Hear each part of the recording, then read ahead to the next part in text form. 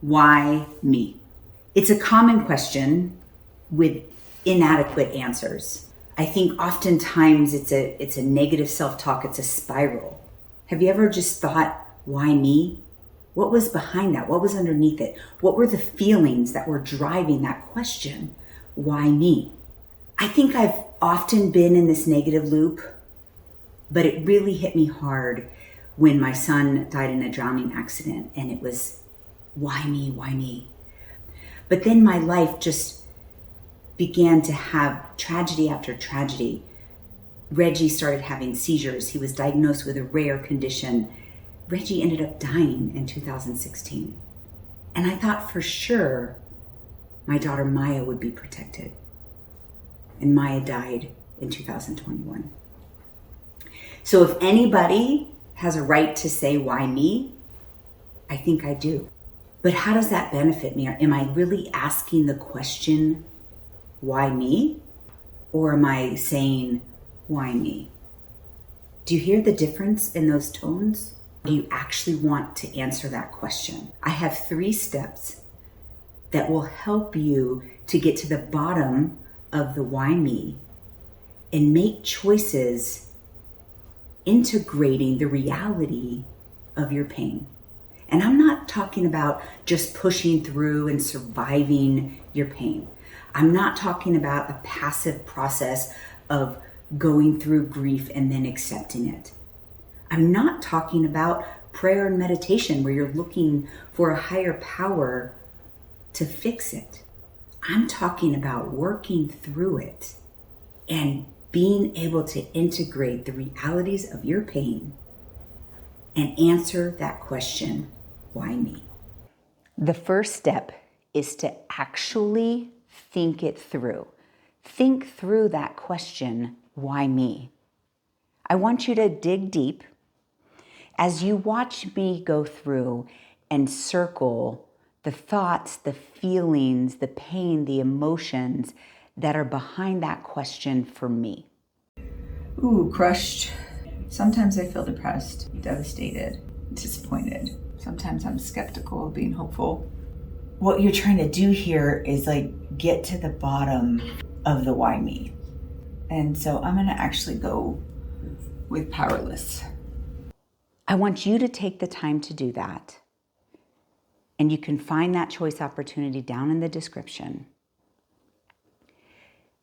And then after you've circled all that apply, I want you to stop and look at it for a minute. Meditate on it. Which word pierces the deepest? Which word brings up the most emotion or most pain? And for me, it's powerlessness. And that's what I'm going to, what I call thought map. Now, there are a variety of ways to think through things, but I love using this thought map to bring it all out. The past, the present, even the future comes out as you map this feeling. Watch as I map powerlessness. My why me obviously has a lot to do with grief, Maya's death, and then fighting for Reggie. And when I lost him, I felt powerless, but not like I feel with Maya. I didn't have time to fight. Probably stems from my childhood of that, I'm not good enough. That's one of my core, I call it core connection, but it's that core negative thought that just doesn't seem to go away. And you can't, honestly, I can't help but go back to that why me. Sometimes even over little things. Because I worked really hard for Reggie and it didn't work out. And so I do what I do. I'm a fighter. I was supposed to have her time. I was supposed to give her everything. But Maya was happy.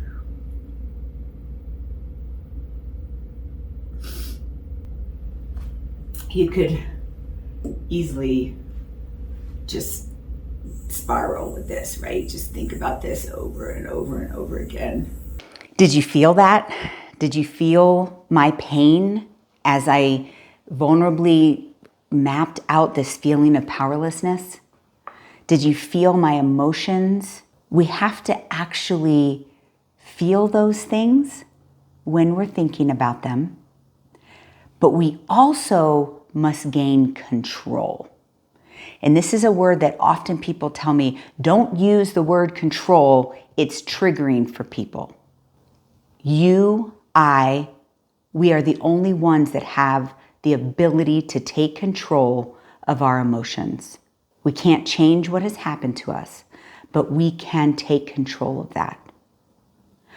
One of the ways that I take control is by organizing all of these things, right? Because if it's not organized, it becomes just a spiral of negative thoughts.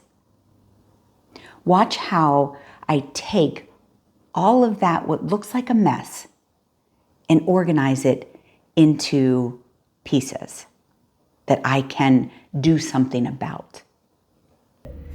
And obviously, the most obvious is that this is all grief and it just continues to impact me. This is spiritual conflict, and I feel a lot of injustice around that why me question, and specifically why me, these things happen to me. It's not Maya's birthday, it's not a special anniversary, I wasn't doing any controlled grief. There was a trigger that I felt powerless over. I talked about this not good enough being a core connection. I would consider Maya's death actual trauma. So what do I do? Remember I promised you that I'd show you how to get to the bottom of the why me. So this is the bottom for me of the why me, right? I don't know what is behind your why me, but this is mine. And it's heavily weighted in trauma and grief and spiritual conflict. Now I will say it again. You have to learn to control these emotions. That does not mean push them aside, stuff them, put them in a box away, and not feel them. In order to truly have control over your emotions, you have to be able to identify them, acknowledge them, feel them. That gives you the power over those emotions.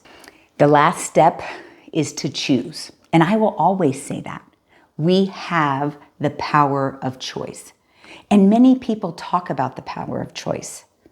But I kind of make you dig deep before you make choices. Because oftentimes if you don't dig deep and feel that pain, the choice is just going to be to push it aside and try to keep going. And, there's other videos on this, but doing what I call controlled grief. And I will continue to do that. And the theory behind controlled grief is that the more often that you take the time to do it, the less often you need it, and the less intense it's going to be. This core connection, I'm going to combine with my negative thoughts. Today, I can make a statement of gratitude for the things that I have and the things that I have control over. But today, to get under that why me, and then what am I going to do with that today? I'm going to let go of that trigger thing. I'm going to maybe do some controlled grief at a later time, talk about gratitude, and do some things that I have control of, because that's kind of the opposite of powerless, right? Like sometimes we are completely powerless in a certain situation, but we can maybe put some energy into things that we do have control over. And that's what I'm going to choose to do today. But also, when you come to this point of making the choice, you have to make sure that you make a choice that you're ready to work for. And I know you want me to say, this is easy. It's not easy. It's simple, but it's not easy. And there is work to be done, internal work to be done in order to make different choices. Sometimes the choice is to survive the day, and that's okay. Sometimes it's just too much on a single day, and I have been there. But we don't want to stay there. We want to feel that pain and try to actually manage, deal with, control, process, whatever word you want to use, all of those emotions and those thoughts to make you a stronger person. So going back to that original question, the why me? That why me could be negative. Oh, poor me. God doesn't love me. I have bad luck. Nothing ever good happens for me. I'm not good enough. Those are all like a negative around the why me. What if I could turn that to power, right? Because powerlessness was that word that penetrated the deepest for me. What if I could turn that into power and I could say, Johnny's death was hard, but his purpose was to bring his sisters into our life, and his purpose was complete. What if I could say that about my own son, Reggie, that hundreds of people came to get to know him and learned so much from him, and that he fulfilled his purpose? And the hardest for me, but I will hold on to it, is that Maya has gotten me to a spiritual place I never would have gone had I not lost children. And so that's why me. But that was not easy. If someone were to say to me, or even to you, if I would have started this video with rebuke the negative and focus on the positive, and that's all you have to do, that's not realistic. It's way more complicated and way more painful than that. But with all of the internal work that I've done, as I continue to work through this cognitive behavioral process and make choices to find my purpose, to find the positives, to not regret. I would never say, I wish I didn't have children just because I've lost my children. So when we say focus on the positive, we're not saying it's easy. And I am saying you have to dig deep and deal with all of the stuff that's underneath in order to find that strength. I'm Cristi Bundukamara, psychiatric nurse practitioner. I have over 20 years of clinical experience, but as you can tell from the passion that I have in teaching, that my real experience comes from my tragedies, my loss, my trauma. And I am teaching mental strength. Share this video with someone who is lost, especially someone who's lost a child. Like, subscribe. There's tons of different topics that we discuss on how to actually practice being mentally strong.